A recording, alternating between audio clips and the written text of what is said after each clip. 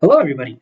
We're going to go ahead and continue our circuit theory, solving for our total resistance, our total current, and then our current across all of our branches, and identifying our total voltage. Right, this time now for a parallel circuit. All right. Notice for a parallel circuit, we have a power supply, and then we have three individual branches. With each branch have one resistor. First resistor is 8.2 k ohms. Second one is 6.8 k ohms, and resistor 3 is 4.7 k ohms. All right. As always, we're going to go ahead and use our formula for Ohm's law. V is IR, I is V over R, and then R is V over I. Right. V being our voltage, I being our current, and R being our resistance. Okay. Let's go ahead. Let's start off with our resistance total. Okay, a little bit different from how we do it from our series circuit, where a series circuit it's just going to be the sum of all of them going across, right? If we were to do like plus and plus, but what we're actually going to need to do here is the reciprocal of our resistance total is actually equal to the sum of the reciprocal of each resistor, right? So that's 3. So we have 1 over RT is equal to 1 over R1 plus 1 over R2 plus 1 over R3. Okay, what we're going to do here is we can reset this up by putting all of them on a denominator. So we can say 1, right? 1 over the reciprocal of 8200, which is R1, plus reciprocal of 6800, which is R2, plus the reciprocal of R3, which is 4700, right? Find the sum reciprocal of those. And then just to save a little bit of time, that again gives us that RT is going to equal to 2075.6 ohms. All right, 2075.6 ohms. Just right there. Cool. Okay.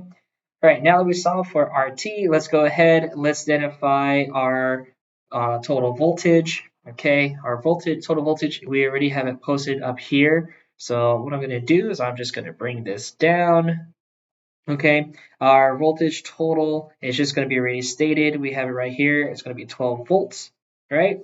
Now, beautiful thing about parallel circuits is that our voltage total, right, is also now going to equal out to the voltage across resistor 1, which is equal to the voltage across resistor 2, which is equal to the voltage across resistor 3.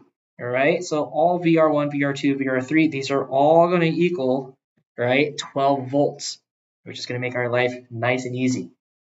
Okay, next up, let's take a look at our total current.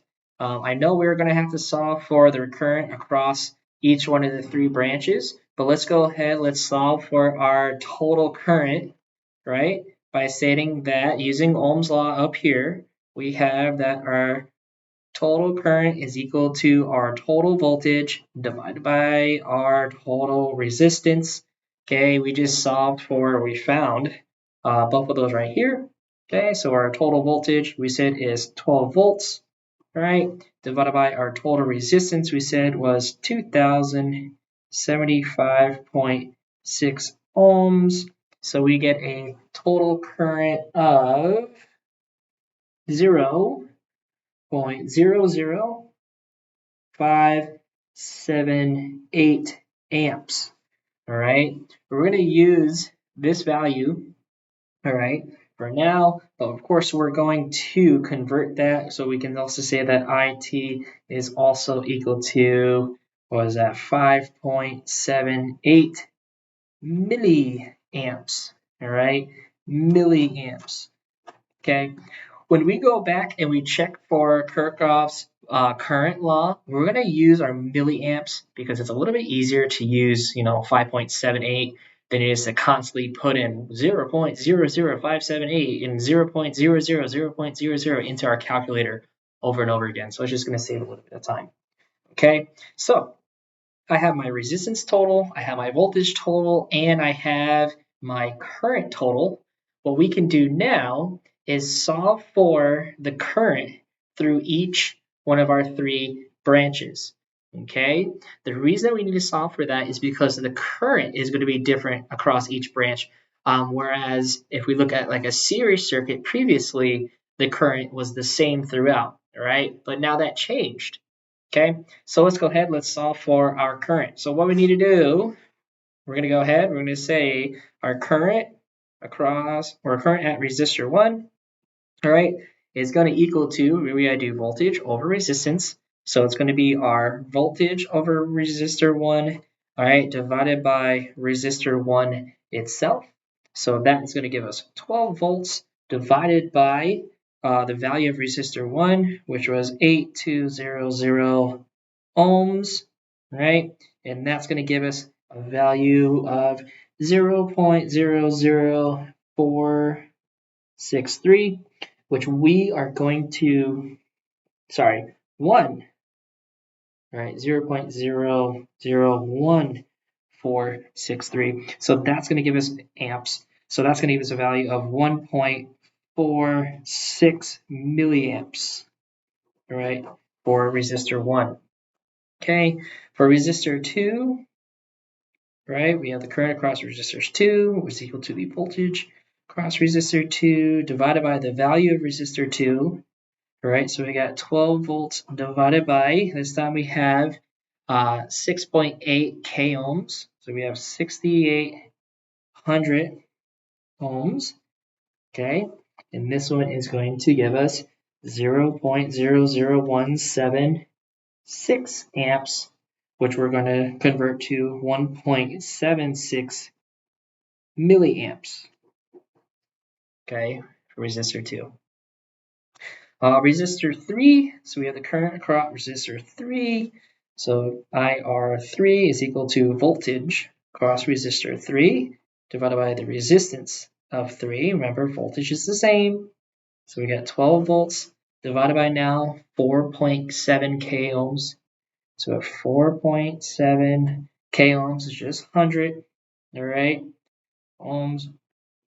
So that we can then get a value of 0.00255, which we're going to change to 2.55 milliamps. Okay, so we now have our current around each branch. Okay, now according to Kirchhoff's current law, right, it states that, okay, I total is going to equal to IR1 plus IR2 plus IR3. So I can take our current total, which is 5.78 milliamps, right, now has to equal 1.46 milliamps plus 1.76 milliamps plus 2.55 milliamps. And then when I go ahead and we put this down, we got 5.78 milliamps, and we'll do our calculation for the sum of these off camera. And what I got was 5.773 milliamps, which, being off by just a tiny, tiny bit, I will say that yes, that in fact checks out. Okay, so here we go. This is how we're going to find our resistance total, our voltage total, our current total, and of course our current across each of our branches, and then going ahead and check for them, all right, using Kirchhoff's current law. I hope this helps.